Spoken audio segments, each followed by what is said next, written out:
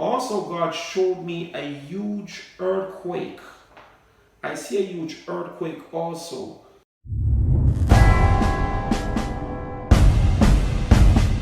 Good morning, George. Clayton Sandell here in Denver following breaking news out of Utah. A magnitude 5.7 earthquake hitting just after 7 a.m. local time, about 10 miles west of Salt Lake City. There are reports of damage to homes and buildings, including a homeless shelter in downtown Salt Lake, a brick facade falling to the ground, but no reports of any injuries.